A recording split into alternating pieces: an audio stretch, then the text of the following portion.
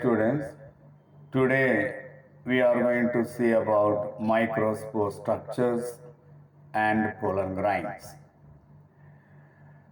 Microspore mother cells of the anther undergo meiotic division and produce haploid microspores. So microspores are the immediate product of the microspore mother cells. Later, microspores are converted into pollen grains. Microspores have protoplast surrounded by undeveloped wall, whereas pollen grains have dense amount of cytoplasm with a central nucleus. Each pollen grain has two-layered wall. First one is outer wall layer is exine and inner wall layer is intine. The exine is a thick wall layer. It is not uniform. It is thick and thin at certain places. It is made up of cellulose, sporopollenin, and pollen kit. Small round germ spores are seen in the thin area of the exine. Elongated germ spores are called furrows. So between germ spores and furrows, only one difference. Germ spores are small, rounded structures, but furrows are elongated germ spores. Each germ spore and furrows are associated with the germination of pollen grains. Pollen grains will germinate only through the germ spores or furrows. Sporopollenin is often in the place of germ spores. Surface the surface of the pollen grain may be smooth or sculptured design in various pattern, may be rod-like, grooved, warty, punctuate, etc. The sculpturing pattern of the exine used in the plant identification and classification of plants.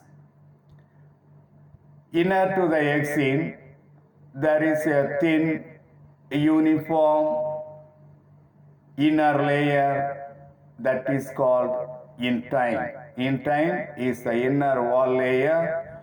It is made up of protein, hemicellulose, cellulose and protein.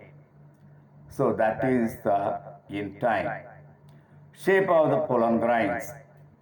The pollen grains may be varies from species to species. Pollen grains are globose or ellipsoid or fusiform or lobed or angular or crescent shape. Size of the pollen grains. Size of the pollen grains also varies from 10 micrometers to 200 micrometers. 10 micrometers of pollen grains can be seen in myosotis. In myosotis, the size of the pollen grain is 10 micrometer. But in the case of members of Cucurbitaceae and Nyctaginaceae, the pollen grains may be 200 micrometers.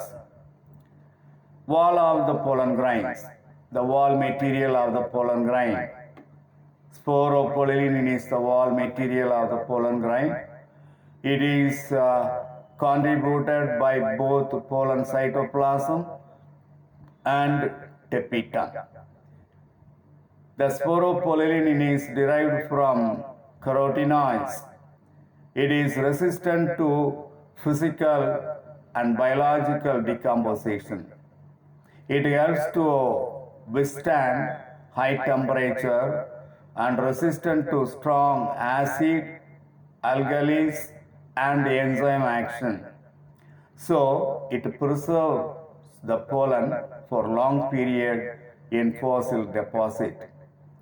Sporopollen is also protects the pollen during its journey from anther to the stigma. Sporopollen also protects the pollen during its journey from anther to the stigma. The next wall material is pollen kid. It is contributed by the tapetum. It is colored like yellow or orange. Chiefly it is made up of carotenoids or flavonoids. It is an oily layer forming thick viscous coating over pollen surface. It also protects pollen from damage from UV radiation. That's all today's topic.